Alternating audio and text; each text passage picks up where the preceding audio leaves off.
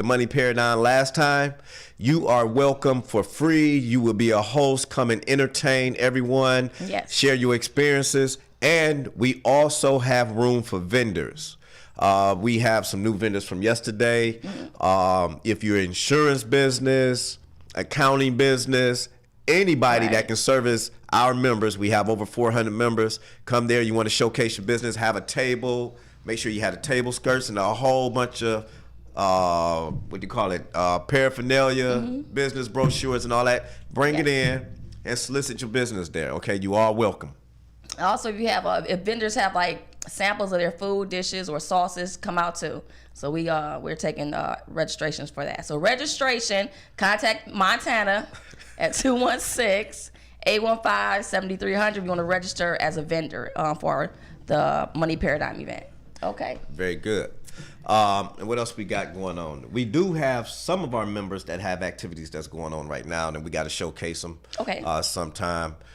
We get that flyer up in a couple of minutes. All right. But we do have an event happening right down the street here on Euclid at the Masjid Bilal, right? Masjid Bilal. Okay. On 7400 Euclid Avenue. How you know that address like that? You don't even want to know. That address. You don't want to know. You know your own address. You don't want to know. Okay. 7401 Euclid Avenue. This will be their first annual business symposium. Okay, March 7th. This year, 1 p.m. to 4 p.m. at the Masjid Bilal of Cleveland. That's 7400, or you can say 7401 Euclid Avenue. It's going to be featuring myself, Montana, Najib Sharif, and Kenyatta Muhammad.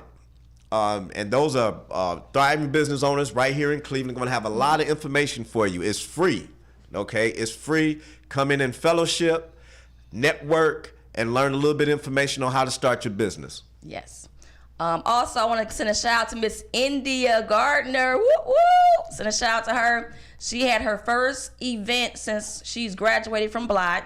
The Flapjack Flapjack fundraiser was a hit success. So everybody loved it. They had fun. They came out, supported her, and she is on like high clouds or cloud high or whatever. Cloud nine. So congratulations to you, Miss India, on your event. What else is up next? Let's talk about what happened this week. Okay. You start off. Class. We had some nice topics. Yes. The hot topic was generating revenue. We have a lot of businesses. Today's business arena now is, it's the state of the art, the technology, everything that's going on. There should be no problem with you generating revenue right away. Right. Before, we used to have 5-year plans where that used to be the ideal break-even mark. Now we have businesses, we have arenas out here that you can participate in, and the space is, it's just thriving to the point where your break-even mark should even be in the year to 3 years in some cases. All right? Yeah. So we talked about business plans. Completing a business plan. Our members have learned that completing a business plan, you don't have to set your mark real low. We had out of 15 of our members, maybe 3 of them had low marks, but a lot of them have set their mark high, and I'm proud of you for doing that. You put together the 90-day plan so you can start off, hit the ground running, okay? And I appreciate you for that. And we got all of them completed their business plans. Yay! I'm proud of you guys, the members in this class. Also, I want to just say that a lot of entrepreneurs out there, they have a lot of questions about starting their businesses, confused about certain ways how to start. I have a lot of stories to tell. I'm going to tell this one story. Real quick, okay? Go ahead. I'm not going to say no names. Okay, don't say no names. All right, so had a class member, and he was excited. He's very excited. He had a lot of energy. So I said, well, start asking about community grants. So I said, go to the banks and ask them about their grant programs. So he went to a bank and he asked them about, their grant program. So the first banker was like, well, we don't have that. We are a for-profit organization. We don't do grants. So he came back to me all sad and everything. Montana, they don't do grant programs. I said, who don't do grant programs?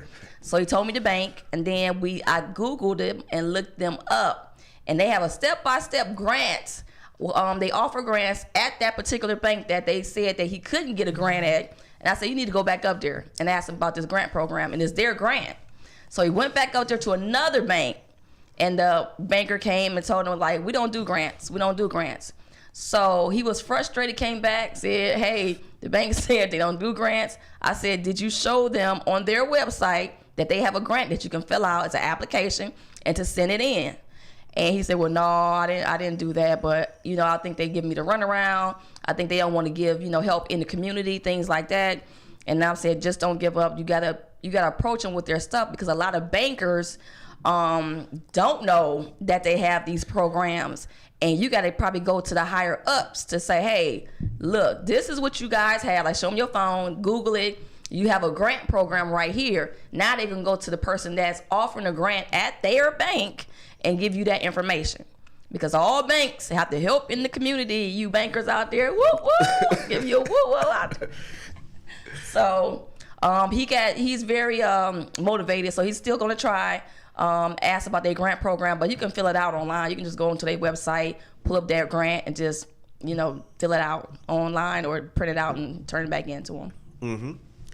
We also had some success with a lady that came in that used some information that you gave her about receiving property as a donation. Okay. Inside that nonprofit. Okay, this young lady took some information from Montana, and she basically learned to understand the benefits, not of her receiving the property, but the benefits of the individual that's donating the property. And that goes back to what we always talk about. You have to be empathetic when you being a business owner. Empathetic as a nonprofit founder or CEO, so you can understand your audience. Understand how they're going to benefit from your services or some of the things that they do to participate in your program. All right, so I won't say her name, but we'll give her a quick. Whoop, whoop, whoop, whoop, whoop. All right, whoop, whoop. Okay, all right. With the cameraman, what's going on back there? All right, so we got a special guest today. Whoop, whoop. All right, the special guest. I've been knowing this guy for a little while now. We were both recipients and partners in a different business. Worked in the same office for about 1.5 years. And he's in the financial service business, and he's not just in the financial service business, but he's what we call a serial entrepreneur. He got his hands in a lot of different things. He understands how to move out here, and that's the problem with a lot of our business owners. They don't know how to move out here. Right, you know what I'm saying? I've been watching him for a minute. So we're going to give him the showcase today, and he's going to tell us a little bit about everything he do, and then he's going to showcase one of his best features. Wait, before you say that, I just want to say, when you said serial entrepreneur, and then he got on his black skull cap. Come on, okay, sorry, go ahead. Get with the times, right? Try to get with the times. Okay, serial entrepreneur, go ahead. Times get hard. You no, but thanks, Montana. Vernon, thanks for having me today. Name's Chris Brooks, like I say, serial entrepreneur. From Cleveland, born and raised. Went to Collinwood High School, graduated in '99. Continued on Florida Southern, graduated in 2004. Went and played basketball overseas for 4 years before I tore up my knee. Back in '07, so that was my last time actually playing professionally. Up until I took two years off, and then I went to Mexico. Okay. Played a year there, figured out that leg wasn't right. I got some good money though, but I decided to retire in 2010. But I had to sit back and actually think about what I wanted to do. Initially, my whole life was predicated on sports. I knew I was going to make it far, make a lot of money, and I was going to be able to do a lot of things, after that, take care of family. But when that injury happened, things changed. So I had to figure out, what I was going to do. So I started bartending, trying to figure out, what I really wanted to do in life, but I always knew I wanted to own things. I wanted to be an owner. So I started saving up a whole lot of money. I started tattooing because I went to Cleveland School of Arts too. So I started tattooing and just building up money. I was saving. Bought my first house in 2013 from Cleveland Housing Network. Shout out to them. Thanks for that little grant they gave me. They gave like they said $15,000. I take it. Right. They said $15,000. They said no. You put up $15,000 of your money, and we'll match you with 10, and you can get this $25,000 house. I was tired of paying rent. You know how that go. So I bought that house, and then a year later, I remember stepping into a bank. I stepped into a Citizens Bank, and I was like, I need to try to get a loan. Like, it's this bar I'm interested in, and she was like, oh, you know, credit this, and you know what I mean, like, you know, money funds that. But she was like, how's your house? I'm like, what do you mean? She said, well, if you own your home, you know, you can take out a home equity line of credit. So I did that, you know. She ran a number. She was like, well, you own your house free and clear, so you'll be able to take out this money. So anyway, long story short, I took out that money, and I was able to purchase my first business, Grovewood Lounge and Grill. So I operated that for 2 years almost. I had a fire. It was actually apartments upstairs. So we had a fire that broke out in one of the apartments upstairs, in which, you know, burned down the house. Burned down the actually building. You know what I mean? So my business was gone. I remember waking up a Wednesday morning to a whole bunch of Facebook messages. And the Facebook messages said Grovewood has burned down. And it was 6 in the morning. No, I'm not. This is a true story. 6 in the morning. I'm like, what? Like, I'm brushing my teeth, like looking at the phone, like what? So I ran out of the house like in shorts. It's cold outside. I ran out of the house in shorts and a hoodie, and got to the building. Obviously, the fire squad was gone, but my building was gone. You know, my business was gone. Luckily, I had insurance, and they were able to take care of me. But since then, I've been able to open up a few other businesses with that money. The first one was Maiden Body Studio, which is located over on East 185th. We focus on non-invasive services for women and men.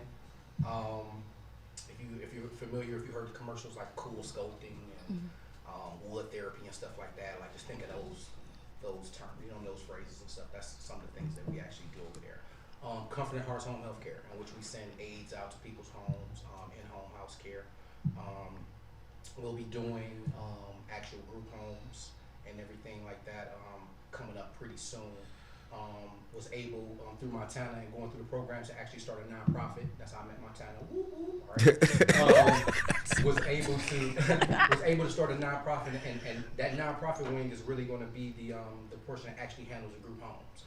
So hopefully I'll be able to get some properties donated, and we'll be able to get a few of those going for, you know, veterans or people who were sick with disabilities and things like that. But that's a good thing. My ultimate goal, my end goal with the actual nonprofit is to get a building. Like I said, I come from a sports background, training, and I want to have my own facility. Too many times I get told, no, we can't get in at this time to this gym, and this is going on. And I want something that's strictly basketball, that's strictly training. And I don't want to have to charge kids to be able to do it. You know what I mean? There's a lot of kids who want and need, but their parents can't afford it. So right. If I could have a place that where they could go and actually get good training, because there's a lot that you can learn, like from sports. You know, I learned a lot of structure. Mm-hmm. It's a big thing. So that's my end goal as far as the nonprofit goes. And the last thing I'll say as far as business wise, we just closed on a building over on 185th for a new lounge and bar situation that I'll have. I haven't quite named it yet. I got a few that I'm leaning towards, but we're going to be doing something totally different. You know, it's going to be very unique. And it's going to be located on the East 185th, 532 East 185th. So stay tuned for that. That'll be happening within the next 4 months. Very good. Very good. That was a lot of information. One thing, hold on. No, that's good. That's good information because I'm not done with you. I just realized that we have the whole showcase here as railroaders. You up under Mr. Martin? Yes. Okay. You up on the Mr. Martin? Yes, of course. And I'm up on the Mr. Martin. Yeah, Mr. Martin. Then shout out to Mr. Martin. I want to say the late Mr. Martin was the principal and pioneer of the whole Collinwood Railroaders neighborhood, a pillar into that community. Right. Give him a quick. All right, Mr. Martin, God bless you, my man. We got a lot of railroaders out here, and this is the first time we got 100% of railroaders, and that has nothing to do with why we at. Nothing happens by coincidence, but we didn't plan it out like this, right? And second, we still, you have been places across the world, and still you back in your community again, the Collinwood neighborhood. Absolutely. I mean, it's what I know. Yeah. You know what I mean? Like, you always come back to what you know. I've lived in 3 different countries. I've lived in, I don't even know how many different states. I played for every alphabet league that was here outside of the NBA. I played in the NBA's G League. I played in 4 different cities as far as that goes. So I've been in a lot of different places, but they never was home. You know what I mean? Like, this is home. This is comfortability. I know it. I love it. So I'm always going to come back home. I'm always going to have a home here, even though I want to have some place where I can go in the winter. This will always be home. That's good. Now, I mean, your testimony is a very good example of CMSD. It wasn't CMSD then, it was Cleveland Public School District. Being a product of that, you still can achieve success, get that exposure, being a student athlete. Yeah. Absolutely. Yeah. Okay. Tell me, how was your athletic career in Collinwood and moving on through your next adventure? How did that work out for you? Well, Collinwood, I got to tell that story real quick. I actually started high school. I went to East Tech 9th grade. So I started school 9th grade. I had a run-in with the coaches, playing favoritism. I'm not making excuses, but that's what it is. It's playing favoritism, so I had to leave there. I actually went to John Hay my sophomore and junior year, and I got into it with the principal there. I'm just being honest and totally transparent. So I had to, the 3rd week of school, I transferred my senior year to Collinwood to get a fresh start. Like I said, I was getting into a lot of different things, and I wasn't a bad kid. You know what I mean? Like, I like to crack jokes and stuff like that. But we had a very stern Joe Clark type figure at John Hay, and he just didn't like any of that. But when I was able to go over to Collinwood, Coach Ken Vanna and, like I say, Principal Martin, they took me in, and I was able to thrive, catch up on my studies and everything like that. They helped me. They really helped me. I was able to catch up because I fell behind at John Hay. So I was able my senior year to, go take some night classes. They got me going with summer school, so I would be able to, go to college, on time. But it helped me tremendously just going over there. Like I said, Collinwood, like I said, that installation, they was able to help me, get back on track. Got you. I had a very similar experience with Collinwood. Ken Vanna, I love Ken Vanna.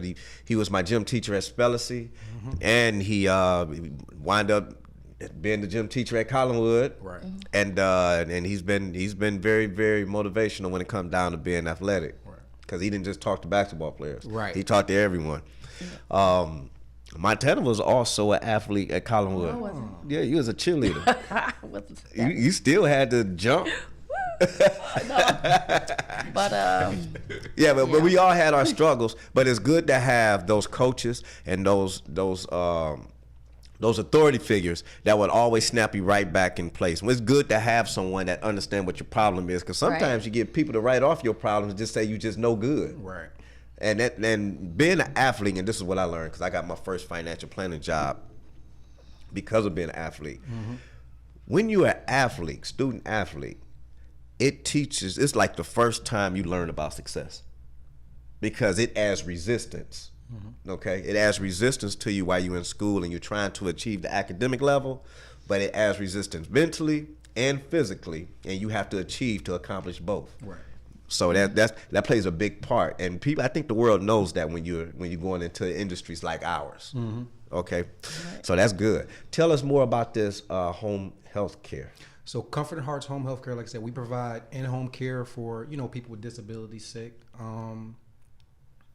Me and my sister actually started that. She had the idea back in 2018.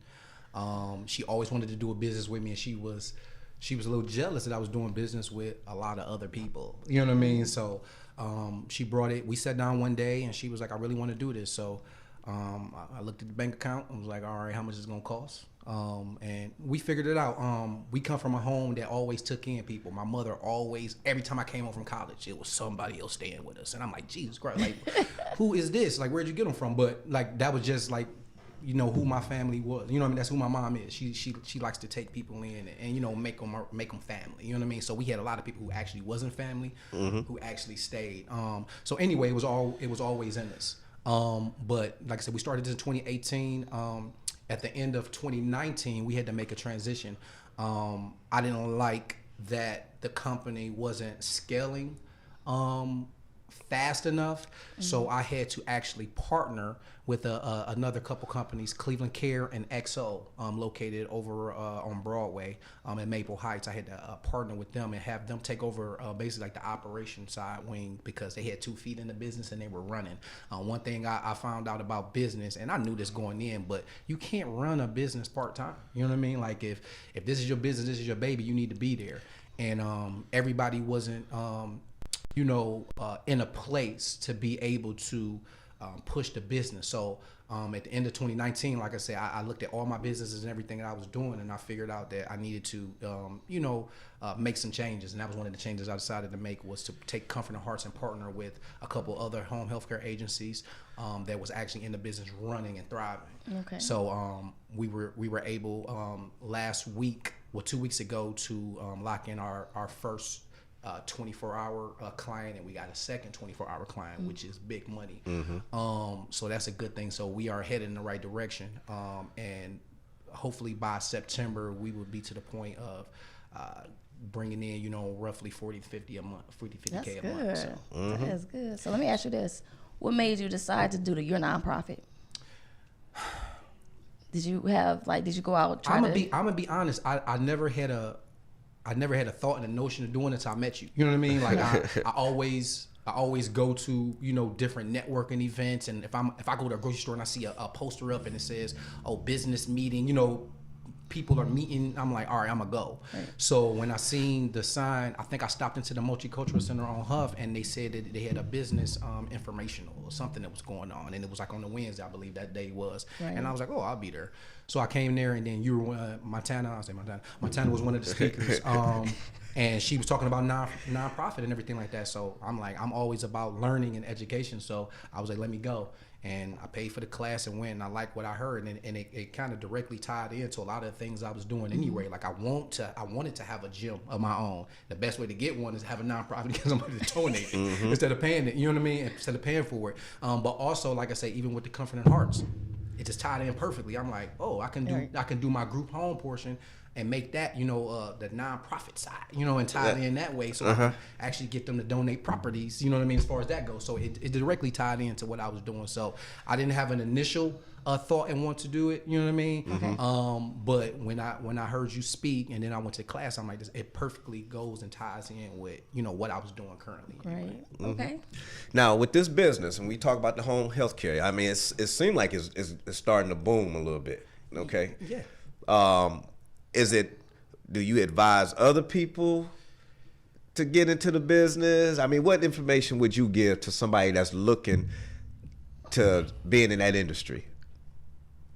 It's never going anywhere. It's never going anywhere. When in business, like when you're thinking about starting a business, you wanna get into a business that is going to be around for a while. You don't get into a business that's going to be around for a year. You know what I mean? Because you get in the business to make money. I mean, essentially, you know what I mean? Like people can say this, that, and the third, but you went in to make money. So that's a business that's going nowhere. With the baby boomers and everything, I think it's somewhere like 10,000 that age in every day. 10,000 people. So every day that industry is growing, and the need for companies like Comfort and Hearts is growing every day. So I absolutely urge you to get involved and get into the industry, get into the healthcare industry, period. You know what I mean? But know what you're doing, and partner with the right people. That's just any business, but definitely in this one, because there's a lot of guidelines, a lot of rules and things you have to follow. And it's hard work. It's a lot of relationship building as far as this goes. You're taking care of someone's loved one. You know what I mean? So it can be a little hectic, you know what I mean? So you got to have some passion for it. And like I said, I come from a family who's used to taking care of people. So it was never an issue or problem. Me right now, I provide the transportation for the company. You know, I'm the CEO, but I provide transportation for the company. I don't mind if somebody calls off going in and, and working a few hours. I have in the last weeks, I went in because someone called off. I went and sat with someone, you know what I mean? So it's absolutely a business that I would advise people to entertain and look at, but make sure you do your homework and make sure you partner with the right people. Now, how many employees? Right now, we have 9. 9? I want to say 9, yeah. And again, I don't run the operations wing, so I could be short right now. That's okay. But we're employing. I know we're employing at least 9 people right now. Okay. Are you have any openings? Yes, a lot of openings. Go ahead, showcase it with that camera. We are in need, and Listen, we are in need of a lot of different positions, nurses, home health aides. We do training. It's a field, like I said again, that's growing every day. So if I can give a number. Yes, most definitely. Everything that you want to do to get those people in there. Okay. Let me give you guys a number that you can contact. As far as this industry goes, it's not a whole lot of money in it. So if you're not doing it for the love or to make some extra money, you know what I mean? Like it's not the field. You know what I mean? You're not gonna knock anyone's socks off with a crazy salary unless you're a nurse. Okay. We're gonna pay nurses because nurses require a lot of money though. But this is something that someone who just loves to do it. They might be older, they might be retired, they might just be looking to make some extra cash or something like that. Definitely give us a call. But a staffing number that you can reach us on is 216 area code 262-2832. Again, 216-262-2832. And just give us a call, and like I said, we can talk. Okay, that's good, because we got a lot of independent contractors out here that try to do it on their own, try to get their own clients, but the problem is that you don't handle the top end like you are ready to handle the bottom end of everything. Right. You're ready to do the work, but you can't handle the business side. Right. So this would be the perfect opportunity for you to call that number and get a job where somebody can take care of you, and you can just do the things that you're really interested in. Absolutely, absolutely. And a lot of people have their own clients. It might be a mom, it might be a sister, somebody that they might not necessarily be getting paid to take care of, but you can. So that's the thing that I want to actually say too. If you got somebody in home that you're taking care of, you actually could bring in some income like that. So again, give us a call on that number I just gave, and we can help you get set up to getting some money in for the care that you're providing already. Oh, this is good information. Now I'm about to take over, and then we got just a little bit time left. I'm about to change your hat a little bit. All right, I'm about to put on your financial service hat. Okay, now in that business, do you see an opportunity to do some type of long-term care planning where you start talking about estate planning, going through probate? And I know it may be a little bit too late for the people that's already in there. You being reactive when you got people that's already in there. But what about the people that are looking at their loved ones and they need to start thinking about themselves? Right. Is there an opportunity there? Absolutely, a huge opportunity. A lot of people don't have enough things set up. So we're in the financial advising field right now. And a lot of people don't have the proper protections in place. And like I said, something like long-term care is something that's important because one thing's for certain, two things for sure. We're getting older, and it's a lot of things that are out there for us. So that's right. That's right. We're living longer. Right. So I hope you got that number. If you need a job, call my man Chris Brooks. He got a few positions for you. Okay. He also has a position over at Block. So if you need to come get some of that training, he's the way in, or you can call Montana. Okay. We kind of click together with all our different businesses to make this community prosperous. All right, so I guess our time is up. I ain't had a time to ask my questions, but that's okay. I will get you back on the show, and then I'm going to ask my questions on how much you enjoyed the class. One-on-one with Montana. All right, so we are out of time. We will see you guys next Wednesday at KAZ Radio TV with Black Incorporated, building business leaders of tomorrow. Today, I'm your host, Montana. This over here is Vernon Tyus. Yeah, well, you ain't getting no whoop whoop. See y'all next week.